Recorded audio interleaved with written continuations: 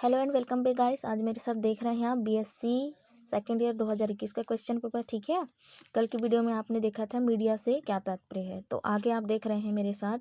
ठीक है, ज़रा पलटने दे पन्ने। तो आप देख रहे हैं मशीनी भाषा से आप क्या समझते हैं। ठीक है, ये चोरी और प्रायश्चित वाला नया जुड़ा था। पहले मशीनी भाषा। तकनीकी भाषा सामान्य व्यवहार की भाषा से सर्वथा भिन्न होती है कि नहीं बताइए। जो सामान्य व्यवहार की भाषा होती है उससे हम कुछ भी वर्ड यूज करते, जैसे यार ऐसा कुछ बोल देते हैं, लेकिन तकनीकी भाषा में तो नहीं बोल सकते ना। तो सामान्य व्यवहार की भाषा से सर्वथा भिन्न होती है। तकनीकी और विज्ञान की भाषा में विशिष्ट सूत्र एवं पदार्थों को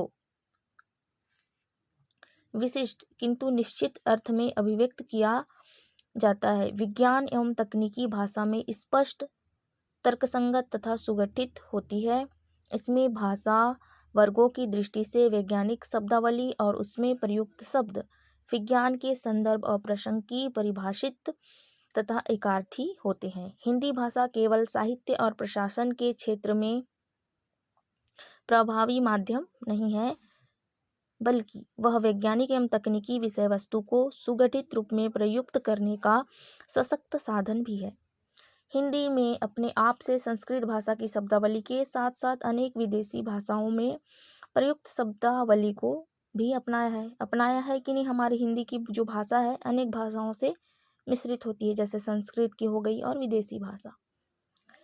इससे हिंदी की शब्द संपदा अत्यंत समृद्ध हुई है। इन सब कारणों से हिंदी में आज विज्ञान, गणित, विधि, दूरसंचार एवं टेक्नोलॉजी एवं अंतरिक्ष से संबंधित अनेक ग्रंथों का निर्माण हो चुका है। विज्ञान में माफ कीजिए, यहाँ पर कुछ और जुड़ेगा। तो विज्ञान की नई नई शाखाओं का विकास यहाँ जुड़ेगा। ठीक है, विकास जिस तेजी से होता है, ऐसी स्थिति में अन्य भाषाओं में प्रकाशित होने वाले ग्रंथों के लिए नए पारिभाषिक शब्दों को निर्मित करने की समस्या सामने आती है। शीघ्रता से पारिभाषिक शब्दों का गठन संभव नहीं होने पर अनुवादक नए शब्द गढ़कर या स्रोत भाषा के शब्दों के अनुकूलित प्रक्रिया को परिवर्तित कर काम चलाते हैं। देखिए, जैसे अनुवादक होते हैं, अनुवाद करते हैं, तो उस टाइम पे जैसे उनको कुछ समझ में नहीं आता कुछ शब्द, तो अपने भाषा में कुछ गढ़ देते हैं। स्रोत भाषा आपने पढ़े होंगे, स्रोत भाषा क्या है, जिसको हम अनुवाद करने जा रहे हैं। ठीक है, शब्दों के अनुकूल प्रक्रिया को परिवर्तित कर काम चलाते हैं। बाद में फिर से नए विषयों की शब्दावली निर्मित होती है। इस प्रकार विज्ञान एवं तकनीकी क्षेत्र में हिंदी का प्रयोग निरंतर बढ़ता जा रहा है। वर्तमान समय में कंप्यूटर की महत्ता और उपयोगिता सर्वविदित है कि नहीं बताइए। सबको पता है कंप्यूटर की उपयोगिता। अब हिंदी में कंप्यूटर से कार्य आसानी से किया जा सकता है। पत्र पत्रिकाएं, पुस्तक, अनुवाद आदि का कार्य बड़ी सहजता से कंप्यूटर के द्वारा हम बहुत ही कम समय में कर सकते हैं। देवनागरी लिपि वैज्ञानिक लिपि है तथा देवनागरी में कंप्यूटर से काम करना बहुत सरल है, मतलब कठिन नहीं है। पूर्णीकृत देवनागरी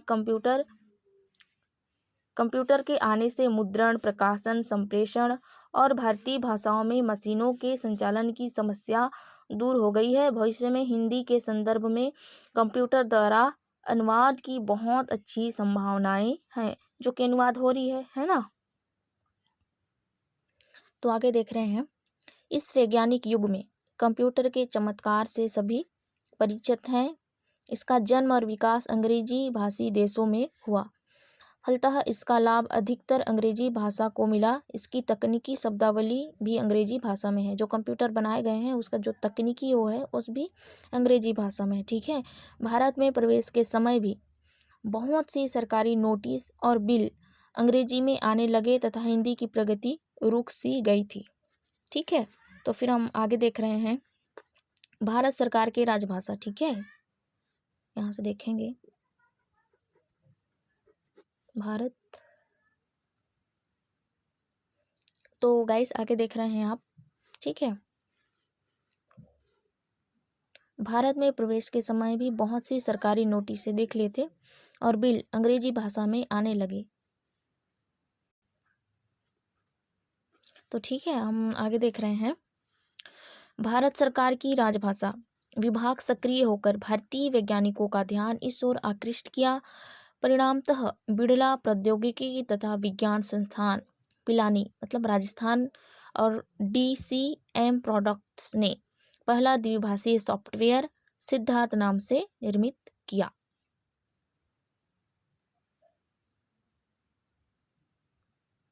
तो आगे मैं पढ़ के ही बता रही हूँ गाइस, लिखने में थोड़ा वो हो रहा है, वीडियो काफ़ी लंबा बन जाता है, ठीक है। इसमें अंग्रेजी और हिंदी के साथ तमिल में भी कुंजी पटल तथा तत्पश्चात IIT कानपुर ने हिंदी कंप्यूटर निकाला। फिर तो हैदराबाद से लिपि नामक त्रैमासिक कंप्यूटर भी मार्केट में आ गया। इन दिनों दर्जनों बोर्ड इस दिशा में सक्रियता से दिखला रहे हैं। प्रायः एक कीबोर्ड द्विभाषी है। इसे सरकारी कार्यालयों और सार्वजनिक प्रतिष्ठानों को बहुत लाभ हुआ, क्योंकि हिंदी के साथ अंग्रेजी भी तो हमारी राजभाषा बनी बैठी है। इस आविष्कारों से दोनों भाषाओं में एक साथ कार्य होने लगे और बाबू तथा टंककों को सुविधा हो गई। पहले की अपेक्षा अब हिंदी का व्यवहार अधिक होने लगा। गाइस, इसमें थोड़ा और ज़्यादा भी है, आप ऐड करना चाहें तो ऐड करें, नहीं तो छोड़ दें, क्योंकि लंबी वीडियो बन जाएगी और मैं इतना अपलोड नहीं कर पाऊँगी। थोड़ा और भी है तो माफ़ करें, इतना में हम रोकते हैं। आप इतना भी लिखेंगे तो चलेगा 8 नंबर के, ठीक है। Thanks for watching. मेहनत के लिए प्लीज़ गाइस शेयर ज़रूर कर दें। धन्यवाद।